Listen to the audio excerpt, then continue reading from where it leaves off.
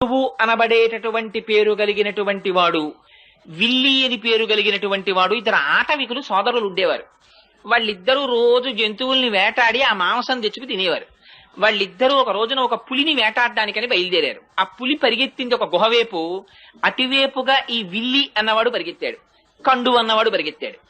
ఈ వెళ్ళినటువంటి పులి మీద ఆ కండు అన్నవాడు బాణం వేశాడు.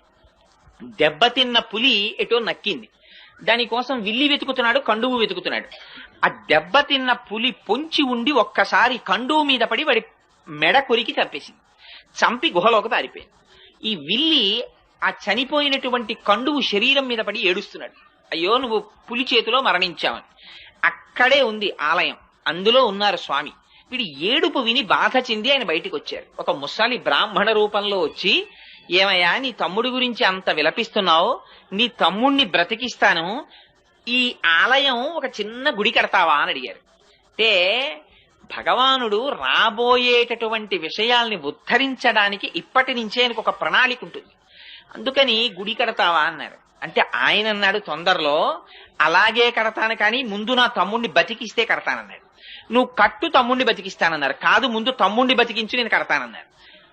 సంకల్పం చేస్తే ఎంతసేపు అండి, ఆ పిల్లాడు ఆయన బతికాడు. ఇప్పుడు గుడి కట్టన్నారు. అప్పుడు అన్నాడు, అయ్యో మా తమ్ముడి కోసం అన్నాను గాని గుడి కట్టడానికి డబ్బులు ఉండాలి, వేటగాడిని నా దగ్గర డబ్బు ఎక్కడుంది అన్నాడు. ఆయన అన్నారు, గుహలో పులి దూరింది కదా, లోపలికి వెళ్ళి పులిని చంపు, ఆ గుహలో నిధులున్నాయి, ఆ నిధి పట్టుకొచ్చి గుడి కట్టన్నారు. అంటే ఈ విల్లి అనేటటువంటి వాడు ఆ గుహలో దూరి పులిని చంపి నిధిని తెచ్చి గుడి కట్టాడు. అది పుత్తూరు అనబడేటటువంటి కుగ్రామం విల్లి అనేటటువంటి వాడి చేత దేవాలయ నిర్మాణం భగవంతుని పనుపున జరిగింది కాబట్టి విల్లిపుత్తూరైంది. ఆ విల్లిపుత్తూరుకి గరుడుని యొక్క అంశలో భట్టనాథులు వచ్చారు. ఆ భట్టనాథులే పెరియాళ్వార్.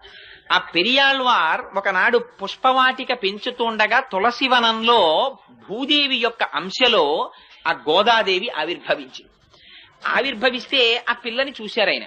అయ్యో చిన్న పిల్ల ఈ పొదలో దొరికింది అని, ఆయనకి ఏది పూల మొక్కలలో దొరికినా అది కూడా పువ్వే. అందుకని పట్టుకెళ్లి కృష్ణుడి గుళ్ళో పెట్టేశారు. పెట్టేస్తే అశరీరవాణి పలికింది. పైగా అక్కడున్న భక్తులలో ఒకరి మీదకి ఆవహించి ఆనాడు శ్రీ మహావిష్ణువు మాట్లాడారు. నా అనుగ్రహవశం చేత అయోనిజగా జన్మించింది ఆవిడ భూదేవి అంశ, కన్న తండ్రిలా నువ్వు పాలించన్నారు. సరే అని తీసుకొచ్చారు, భార్యకి ఇచ్చారు. ఆ పిల్ల పెరిగి పెద్దదవుతోంది, మంచి యవ్వనంలో ప్రవేశించింది. నువ్వు పుష్పవాటికకి రాకు, యవ్వనంలో ఉన్నావు కదా, బయట తిరగకూడదు, నువ్వు ఇంట్లో ఉండి పుష్పమాలలు కట్టు, నేను పువ్వులు తెస్తానన్నారు. సరే మీకు తెలిసి ఇంకా కథ. ఆయన పువ్వులు తెచ్చేవారు, ఈవిడ పువ్వులు కడుతుండేది. కట్టిన తరువాత తండ్రి గారు చూడకుండా ఆ పుష్పమాల తన మెడలో వేసుకుని జడలో పెట్టుకుని